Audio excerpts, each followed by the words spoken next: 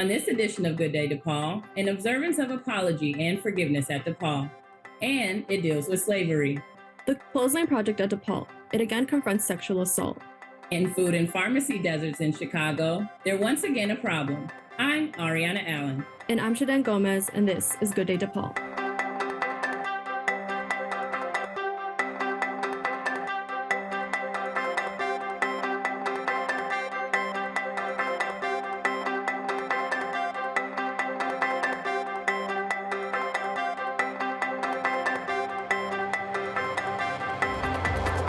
Crime. It's something that's always a concern at DePaul, but recently, a crime on the Lincoln Park campus caused particular concern and led to a special meeting.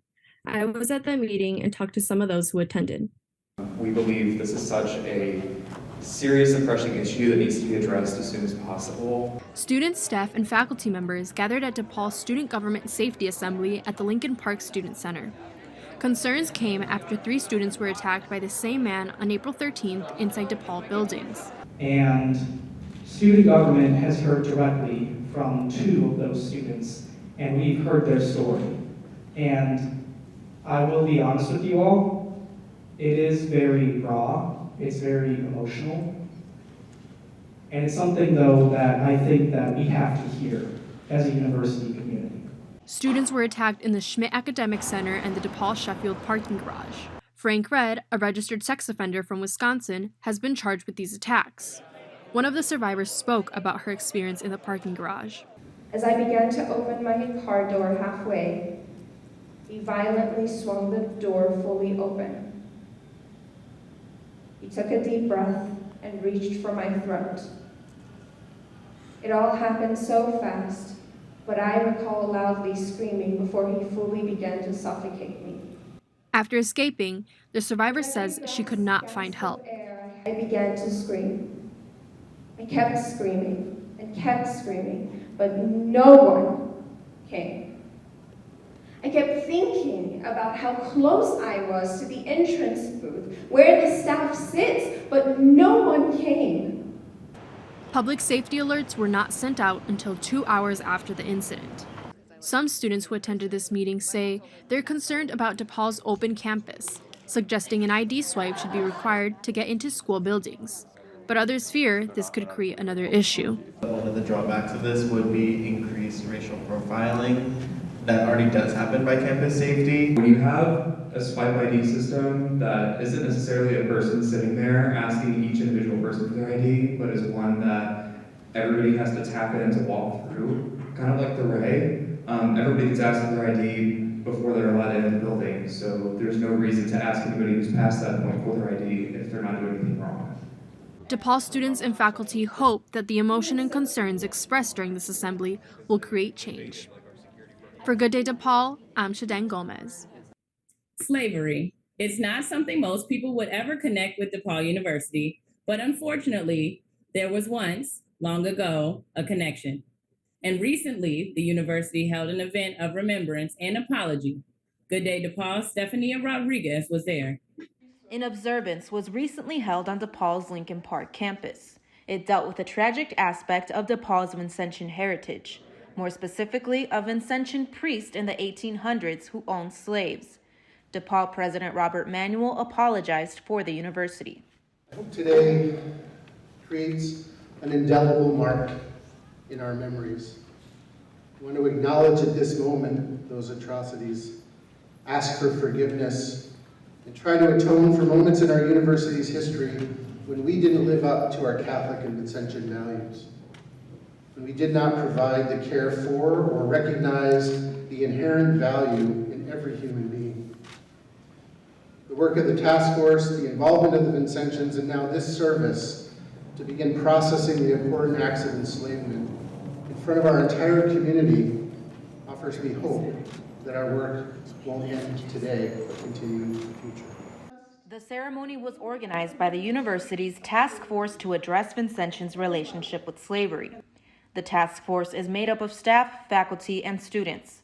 It's in charge of documenting that history of slavery, curating educational resources, renaming campus spaces in honor of the enslaved persons, raising public awareness, and partnering in further Black equity initiatives underway at DePaul.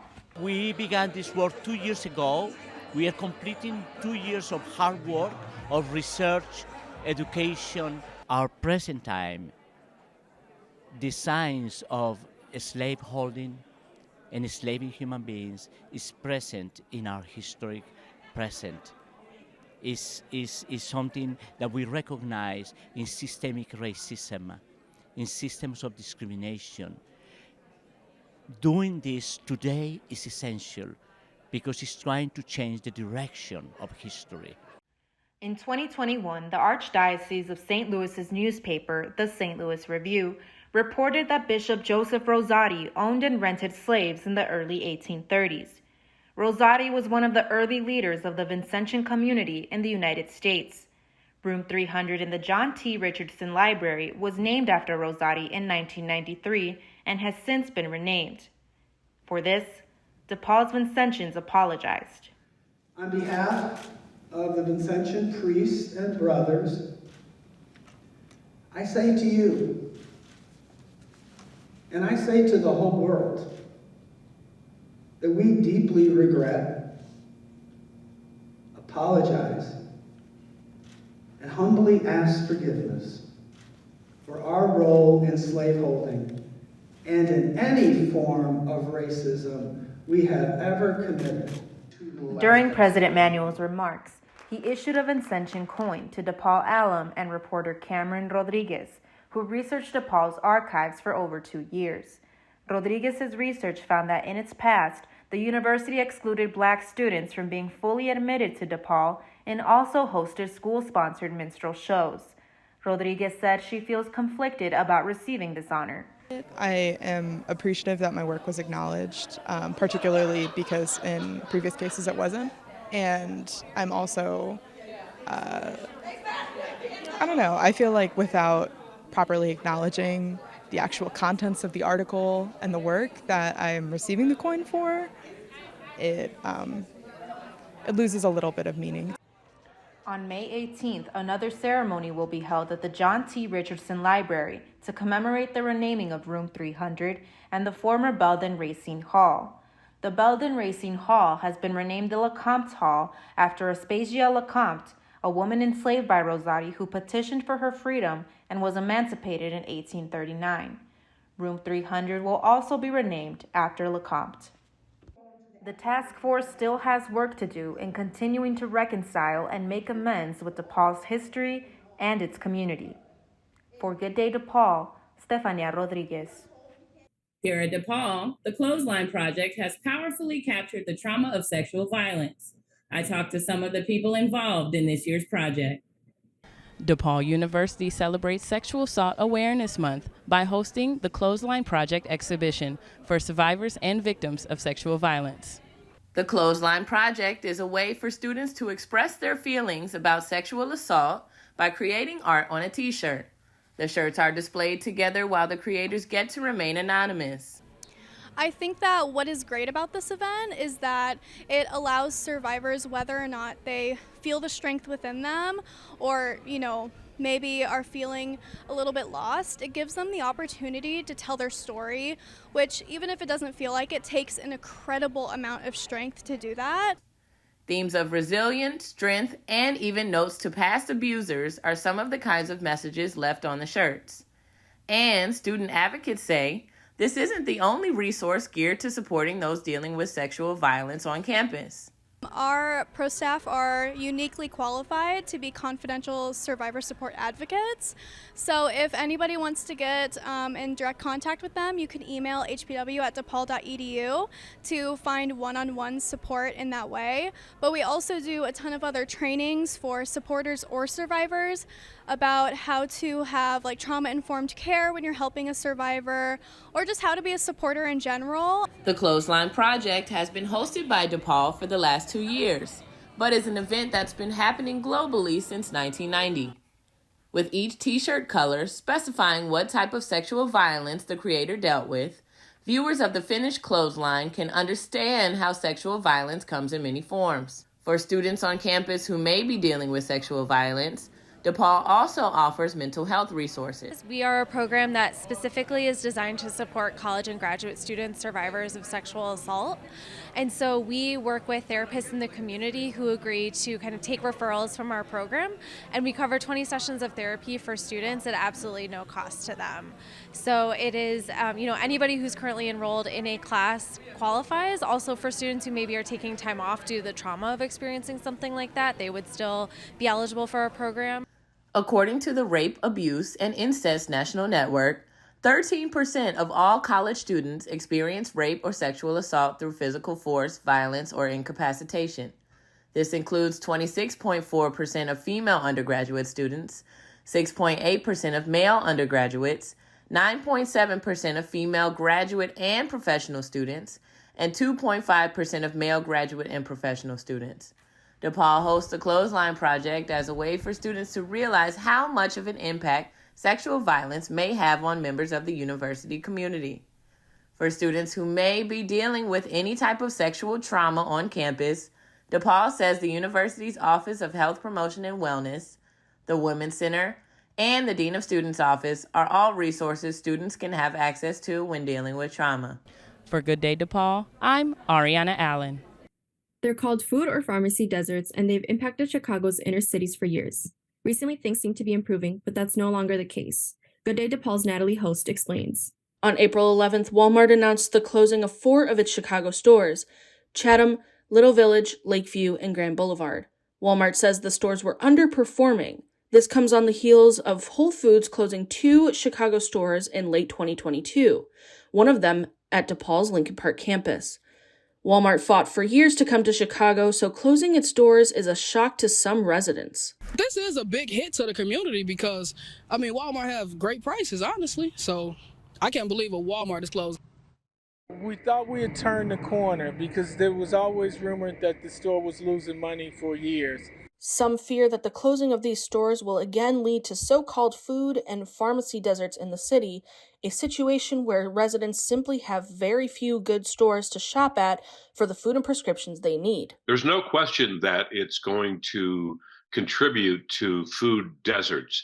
We're seeing 3 of these 4 Walmarts that are closing are on the south and west sides in economically disadvantaged communities. We've also seen the Whole Foods leave from Englewood.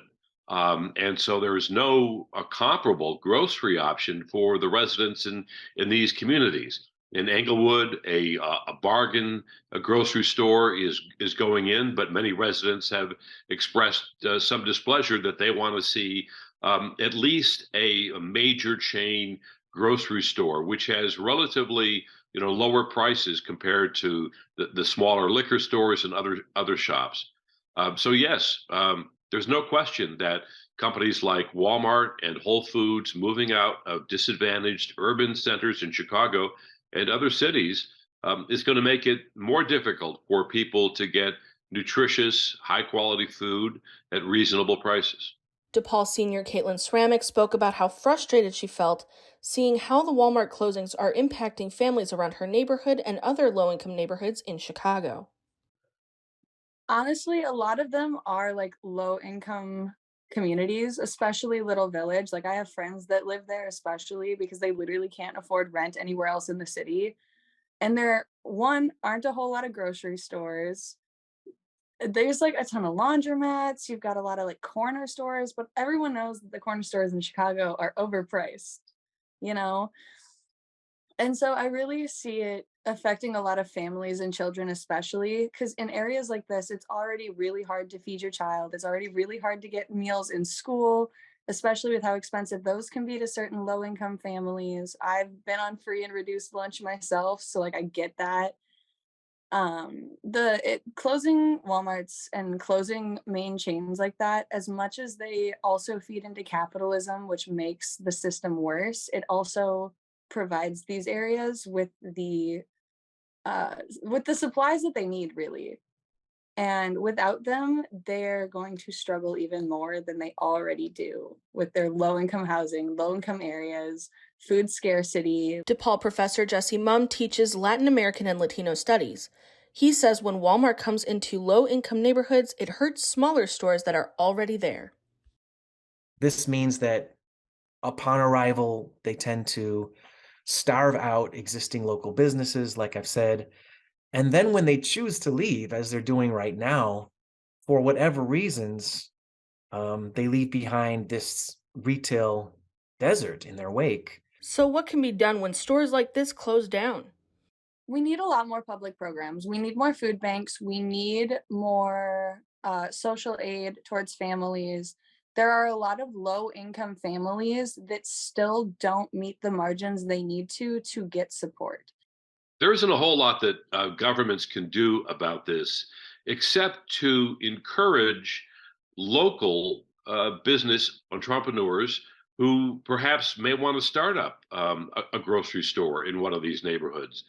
To me, that would make more sense if a government can get a long-term commitment from a local business to build stores like grocery stores in underserved communities, then maybe it does deserve a tax credit. But I think you have to have a strong commitment that that business is going to stick around, unlike Walmart, which is pulling up and leaving. Leaving neighborhoods that already have many problems and leaving residents with one more obstacle in their lives. For Good Day DePaul, I'm Natalie Host. A former member of the DePaul Board of Trustees, Anne Pramaggiore, has been convicted of bribery, conspiracy, and falsifications of business records. A federal jury found that Pramaggiore, the former CEO of ComEd, and 3 others were involved in a conspiracy to bribe former Illinois House Speaker Michael Madigan. The jury found that the conspiracy involved providing jobs and other favors at ComEd for Madigan's supporters, in return for Madigan helping ComEd with issues before the legislature. Pramaggiore left the DePaul Board of Trustees after being charged with this crime. It's likely that the convictions will be appealed. Madigan will go on trial next year. Coming up on Good Day DePaul Sports, a DePaul track and field athlete is making a big mark this season. His story when we return. I think we should split. Split up? Why? I want to meet new people. People who need me. Meet new people? You're my left kidney. You only need one of me, man. And you have 2. There are plenty of people out there who are dying because they don't have one. Really? You'll be giving the gift of life. I could be a hero. Yeah. It's all win-win up here, buddy. Why don't you go and save a life, pal? You're doing the right thing. Preston Zabrozik is here now with sports. Preston? Shaden, the DePaul softball team took the first 2 games of a 3-game series with Connecticut, and they were looking for a sweep in the series finale. In the series finale, in front of a packed Cacciatore Stadium, DePaul looked for the sweep against Connecticut. The Blue Demons' Katie Pierce took the mound for the 3rd time in the series and gave up 2 early runs off a double in the first inning as UConn took a 2-0 lead. DePaul's offense was quiet and only had 1 hit through the first 4 innings, but the defense kept the Blue Demons close. In the top of the 6th, DePaul's Tori Myers leaped against the wall and took a potential home run away from the Huskies. That led to a 3-run bottom of the 6th for the DePaul. Myers drove in the Blue Demons' first run with a double. Third baseman Carly Elvers brought in Myers, tying the game at 2. Catcher Riley Poole then drove in Elvers as DePaul took a 3-2 lead. But that lead did not last long. In the top of the 7th, UConn poured in 2 runs, taking a 4-3 lead.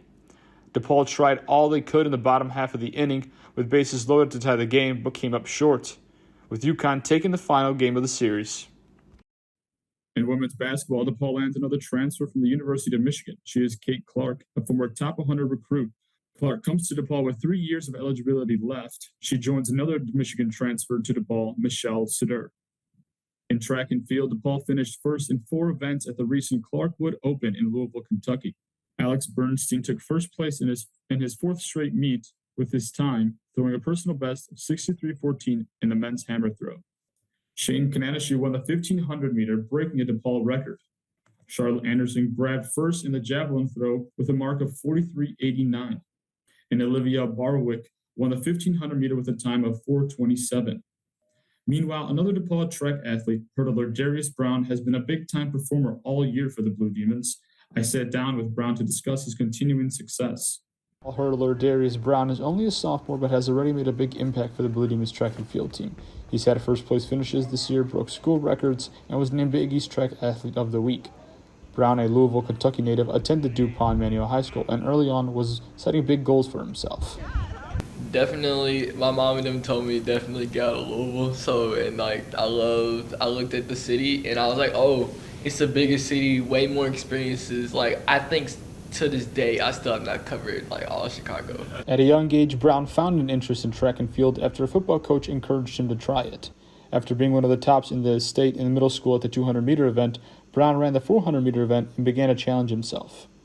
As I grow, like, I always looked at the hurdlers, and like now I got high schoolers asking me for tips. I got people asking me to come to camps to help teach people. So I feel like it's coming really full circle. Family is important to Brown. He has a close relationship with his siblings and especially his mother. During a Nike invite in Eugene, Oregon, Brown wore a necklace that was passed down by his family and feels it's given him luck and faith throughout his successful career. It has something to do with this, low-key, because this is my cousin's. He used to hurdle a long time ago, and like he's passed away. They passed it down to me, and like that was my first time ever wearing that necklace in a race. Brown, with several years left of eligibility, says his goal is to compete in the NCAA tournament and eventually go professional. And that's sports. Back to you, Shadem. Next on Good Day DePaul commencement. It's almost here. The details are next. 2004 Skateboard Championship. High school, moped. What about you, Slim? Anything? Something. Looks like Slim's got a little paper cut. It's nothing. Come on, man. You know I'm gonna make you tell me. Hey, kidney transplant. When, dude? I didn't know you were sick. I was donating it. Someone in your family? You gave your kidney to a complete stranger? Yeah, saved his life. Wow. All right. Everyone can save a life by being a living organ donor on matchingdonors.com. DePaul's commencement is just about a month away. It will be held at Wintrust Arena on June 10th and 11th. On Saturday the 10th, CDM and the theater school will hold their ceremonies from 8 to 10:30 in the morning. Then the Colleges of Communication and Education will have their commencement from 1 to 3:30 in the afternoon. And the College of Science and Health and the Music School will go from 6 to 8:30 that night. On Sunday, the 11th, business school undergraduates will have commencement from 8 to 10:30 in the morning.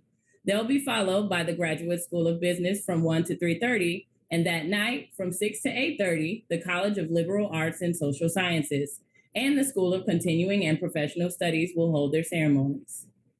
And by the way, the deadline has now passed for getting your academic regalia for commencement. That's all for this week's edition of Good Day DePaul. You can keep up with us by visiting our Vimeo channel at Good Day DePaul or by going to goodday.depaul.edu. And be sure to check us out on Facebook. And if you have any news tips, message us through the Good Day DePaul social media channels. Thanks for watching. I'm Ariana Allen. And I'm Shadem Gomez. Have a good day, DePaul.